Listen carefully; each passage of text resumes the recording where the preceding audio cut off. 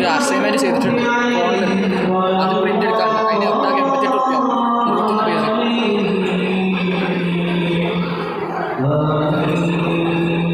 Hello, അസ്സാം വലൈക്കും. നമ്മുടെ പുതിയൊരു വീഡിയോയിലേക്ക് സ്വാഗതം. അപ്പോൾ മക്കളെ, എന്താണ് വർത്താനം? എല്ലാവർക്കും സുഖമാണെന്ന് വിചാരിക്കുന്നു. ഞമ്മക്ക് സുഖമാണ്, അൽഹംദുലില്ലാ.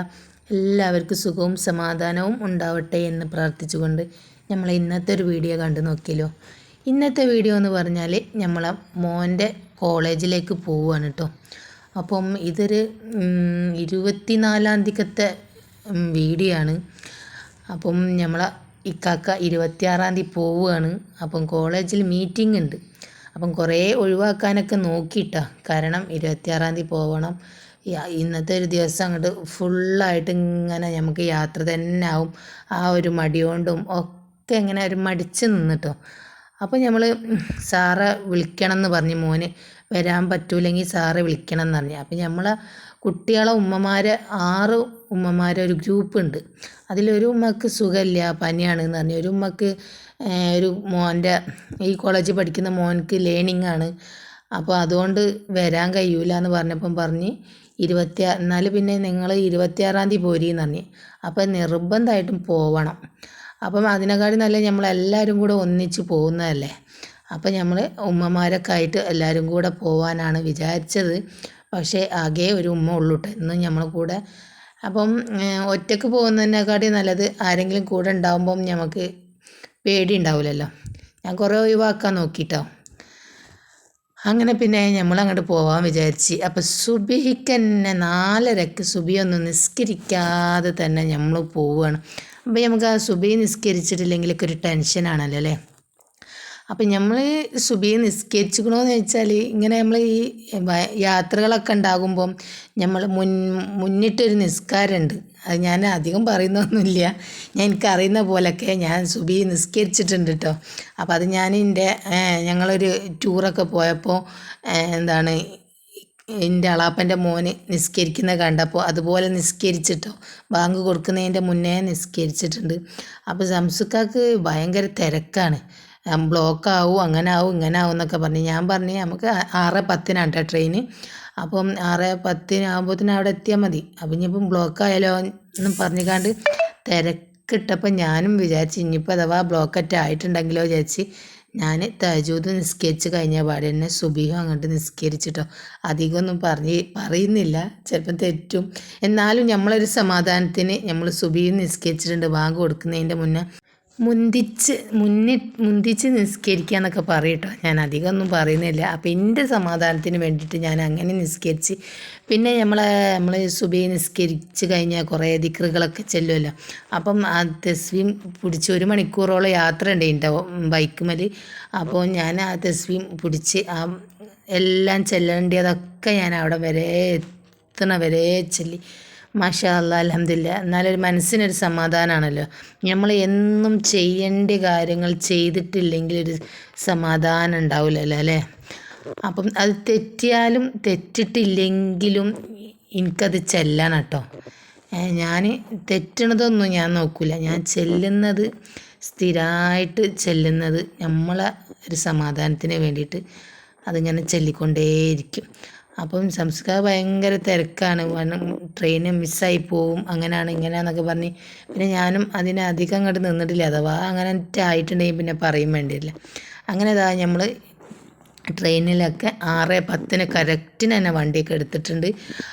അങ്ങനെ നമ്മൾ ട്രെയിനിലൊക്കെ നല്ലോണം കിടന്നുറങ്ങി. ഞാൻ എണീച്ചപ്പം നമ്മളെ കൂടെ ഉള്ളൊരു കുട്ടീൻ്റെ ഉമ്മ നല്ല ഉറക്കമുണ്ട്. അപ്പോൾ ഞാൻ മെല്ലെ വീഡിയോ ഒക്കെ എടുത്താണ് കേട്ടോ.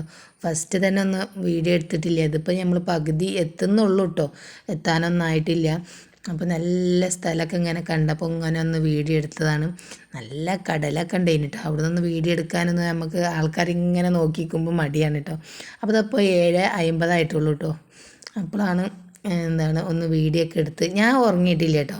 അപ്പോൾ എൻ്റെ കൂടെയുള്ള ഒരു കുട്ടീൻ്റെ ഉമ്മ നല്ല ഉറക്കമാണ്. അപ്പോൾ ഞാൻ വേഗം കുറച്ച് വീഡിയോ ഒക്കെ എടുത്തതാണ്. നമ്മളൊക്കെ പിന്നെ ഇരുന്നോടത്ത് പിന്നെ ഇരിക്കില്ല, അതിങ്ങനെ നീച്ചും പോയി വന്ന് ഇങ്ങനെ കളിക്കുന്നുണ്ട്.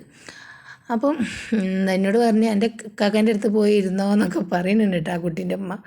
അപ്പോൾ ഞാൻ പറഞ്ഞു നമുക്ക് അങ്ങനത്തെ കണക്കൊന്നുമില്ല, ഒരു ഇരുന്നാൽ പിന്നെ ഇരുന്നിടത്തൊന്നും ഇരിക്കുകയൊന്നുമില്ല, അങ്ങനെ നീച്ച് കളിക്കുകയല്ല, അതിനെക്കാളും നല്ല നിങ്ങളെ അടുത്ത് ഇരിക്കുന്നതാണ് എന്നൊക്കെ പറഞ്ഞ്. അപ്പോൾ ഇങ്ങനെ ചിരിക്കുന്നുണ്ട് കേട്ടോ. അപ്പോൾ അതിൻ്റെ ഇടയിൽ കൂടെ ഒരു എന്തൊക്കെയോ ഈ ചാവിയൊക്കെ ഉണ്ടല്ലോ, ആ ചാവികളൊക്കെ ഒരു ദൈവത്തിൻ്റെ ഒക്കെ ഫോട്ടോ വെച്ചിട്ടുള്ള ചാവികളാണ് കേട്ടോ. അപ്പോൾ അത് നമ്മളെ മുന്നിൽ ഇങ്ങനെ അവിടെ തൂക്കിയിട്ട് അങ്ങോട്ട് പോയി. കണ്ടില്ലേ, നമ്മളൊക്കെ ഇങ്ങനെ ഇരിക്കുക നീക്കുക തന്നെ പണി. പിന്നെ ഞാനും ഒരുപാട് കിടന്നുറങ്ങിട്ടോ, ഉറങ്ങി നീച്ച് പിന്നെ നമ്മളെ 11 മണിയൊക്കെ ആയിക്കണം കേട്ടോ, നമ്മളവിടെ എത്താൻ സമയമായിട്ടുണ്ട്. പിന്നെ നമ്മൾ സാറെ വിളിച്ചപ്പോൾ ഒരു കുട്ടീൻ്റെ ഉമ്മക്ക് പനിയാണ്. അപ്പോൾ ഓരോട് പറഞ്ഞ് നിങ്ങൾക്ക് കഴിയൂലെങ്കിൽ വരണ്ടാന്നൊക്കെ പറഞ്ഞിട്ടോ. വേറെ ഒരു കുട്ടീൻ്റെ ഉമ്മ പറഞ്ഞ് മോനക്ക് ലേണിംഗ് ഉണ്ട് എന്നൊക്കെ പറഞ്ഞല്ലോ ഞാൻ. അവരോട് പറഞ്ഞ് നിങ്ങൾ എന്നാലും 26-ാം തീയതി പോരീന്ന്.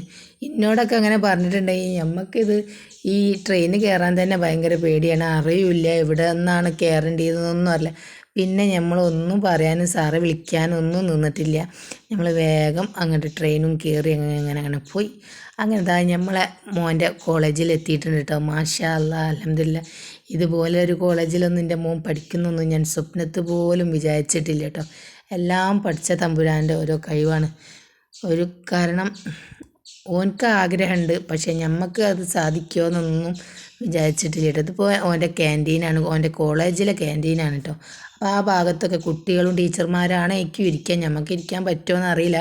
നമ്മൾ പിന്നെ അങ്ങോട്ടൊന്നും പോയിട്ടില്ല. നമ്മൾ ഇതുമ്മ വെച്ച് കണ്ട് നിന്ന് തിന്നാൻ പാടില്ല എന്നൊക്കെ പറയും, പക്ഷെ നിന്ന് തിന്നാനുള്ള സംഭവങ്ങളൊക്കെ അവരവിടെ ഉണ്ടാക്കി വെച്ചിട്ടുണ്ട് കേട്ടോ. അപ്പോൾ പിന്നെ നമ്മളവിടെ പോയി ഇരിക്കുന്നത് ശരിയാണോ എന്നോ നമുക്കറിയില്ലല്ലോ, ടീച്ചർമാരും കുട്ടികളെ സീറ്റാണത് എന്ന് വിചാരിച്ച് കണ്ട് നമ്മളിവിടെ ഇരുന്ന് നല്ല മസാല ദോശയും, എനിക്കും കുട്ടീൻ്റെ ഉമ്മാക്കും മസാല ദോശ, പിന്നെ നമ്മളെ സംസുക്കാക്കാണത് അന്നീർ ദോശ എന്നൊക്കെ പറയും. അങ്ങനെ നമ്മൾ മീറ്റിങ്ങിനൊക്കെ ഒരു റൂമിലൊക്കെ പോയി. അപ്പോൾ എൻ്റെ മോൻ്റെ സാറുണ്ട് കേട്ടോ ഈ റൂമിൽ. ഞാൻ മെല്ലെ ഇങ്ങനെ വീഡിയോ എടുക്കാൻ പറ്റുമോ എന്നൊന്നും അറിയില്ല. ഇത് ഓൻ്റെ ക്ലാസ് അല്ല കേട്ടോ, അതൊരു മീറ്റിങ്ങിനായിട്ടുള്ളൊരു ക്ലാസ്സാണെന്ന് തോന്നണം. അപ്പോൾ ഞാനിവിടെ ഇങ്ങനെ എടുത്തപ്പോൾ 2-3 ആൾക്കാരുടെ മീറ്റിങ്ങൊക്കെ ഇങ്ങനെ ഓരോരുത്തരോടും ഇങ്ങനെ സംസാരിക്കുകയാണ് കേട്ടോ. അപ്പം നമ്മളോടും അങ്ങനെ സംസാരിച്ച് മാഷാ അല്ലാ ഒരു ചെറിയ ഇതൊക്കെ കഴിഞ്ഞിനി, പരീക്ഷ, അതിലൊക്കെ അത്യാവശ്യം മാർക്കൊക്കെ ഉണ്ട് അൽഹംദുലില്ലാ. അപ്പോൾ അവനെപ്പറ്റി നല്ല അഭിപ്രായമൊക്കെ തന്നെ കേട്ടോ പറഞ്ഞത്. ഇപ്പോൾ അതുപോലെ തന്നെ എന്നും പഠിച്ചോൻ പറയാൻ വിധി കൂട്ടട്ടെ. അപ്പോൾ ഇവിടെ നല്ല എന്തൊക്കെയോ പരിപാടികളുണ്ട് കേട്ടോ.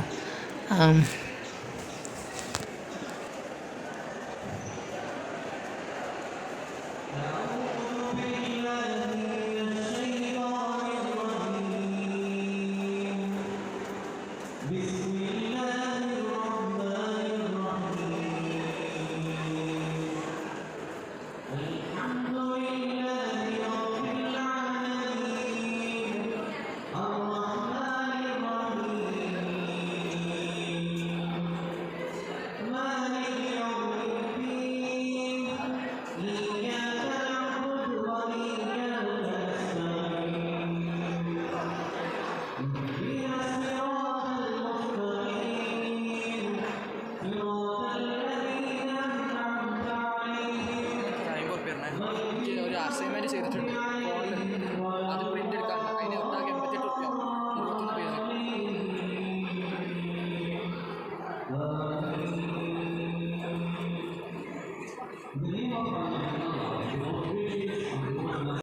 അങ്ങനെ അവിടെ എന്തോ ഒരു പരിപാടിയൊക്കെ ഉണ്ട്, കുറേ ട്രോഫിയും കാര്യങ്ങളൊക്കെ വെച്ചിട്ടുണ്ട്, എന്തൊക്കെയോ പരിപാടികളാണ്. അപ്പോൾ ആദ്യത്തെ പ്രാർത്ഥന ആണല്ലോ അല്ലേ നമ്മളെ ഫാത്തിയ.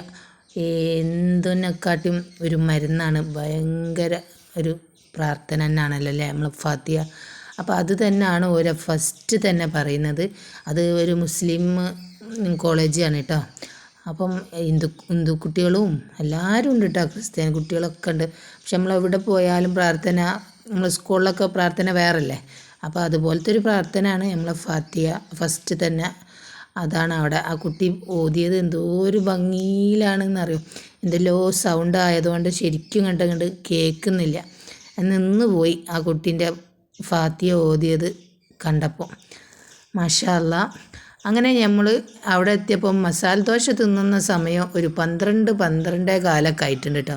അപ്പോൾ ഞാൻ പറഞ്ഞു ചോറും ചായയൊക്കെ ഒപ്പം തിന്നാന്ന് പറഞ്ഞു. അപ്പം ഏതായാലും നമ്മൾ മസാല ദോശ തിന്ന്, പിന്നെ നമുക്ക് ചോറ് തിന്നാനുള്ളൊരു സമയം ആയിട്ടില്ലല്ലോ. നമുക്ക് 2 മണിക്ക് തന്നെ ട്രെയിനൊക്കെ കിട്ടി. നമ്മളിതാ 5:30 നമ്മൾ കോഴിക്കോട് ഇവിടെ എത്തിട്ടോ, കോഴിക്കോട് എത്തി. പിന്നെ അവിടുന്ന് ഞങ്ങൾ ഇതാ ബീച്ചിൽ കൂടെയാണ് വരുന്നത്, വെങ്ങാലിക്കൊന്ന് പോകണം. അപ്പം അവിടെ ഞങ്ങളിങ്ങനെ തിരയാണ്. നമ്മൾ പിന്നെ ഫുഡ് കഴിച്ചിട്ടില്ലല്ലോ, ചോറൊന്നും തിന്നിട്ടില്ലല്ലോ, ചോറിൻ്റെ ടൈമൊക്കെ കഴിഞ്ഞിട്ടുണ്ട്. അപ്പോൾ നമ്മൾ എന്തായാലും ഒരു നല്ല പൊറാട്ടയും ബീഫ് കറിയൊക്കെ കഴിക്കാമെന്ന് വിചാരിച്ച്. അപ്പം അതിനനുസരിച്ചുള്ള ഒരു ഹോട്ടലൊന്നും നോക്കിയിട്ടൊന്നും കാണുന്നില്ല കേട്ടോ. മന്തി അങ്ങനത്തെ ഒക്കെ ഓരോ കടകൾ മാത്രം അങ്ങനെ കാണുന്നുള്ളൂ. നമുക്ക് പിന്നെ മന്തിയൊന്നും പറ്റൂലല്ലോ. ഈ സമയത്ത് ആണെങ്കിൽ സാധാ ചോറുണ്ടാവില്ല, 5, 5:30, 6 മണിയൊക്കെ കഴിഞ്ഞിട്ടുണ്ടാവും കേട്ടോ. അങ്ങനെ നമുക്ക് ഒരു ഹോട്ടലിലൊക്കെ കയറി നല്ല പൊറാട്ടയും ബീഫ് കറിയും നല്ല ചൂട് ചായയും കുടിച്ച് നമ്മൾ അതും തിന്നുകാണ്ട് വെങ്ങാലിയിലൊക്കെ പോയി അവിടെ ഒരു അരമണിക്കൂർ നിന്ന് പിന്നെ നമ്മൾ പുറക്കാട്ടിരി ഒരു പെട്രോൾ പമ്പിൽ കയറി അവിടുന്ന് പെട്രോളൊക്കെ അടിച്ച് വന്ന് നമ്മളെ വീട്ടിലെത്തിട്ടോ. അപ്പം നമ്മളെ ഇന്നത്തെ ഒരു വീഡിയോ നിങ്ങൾക്ക് ഇഷ്ടപ്പെട്ടിട്ടുണ്ടെങ്കിൽ ഒന്ന് ലൈക്ക് അടിക്കുക, ഷെയർ ചെയ്യുക, സബ്സ്ക്രൈബ് ചെയ്യുക.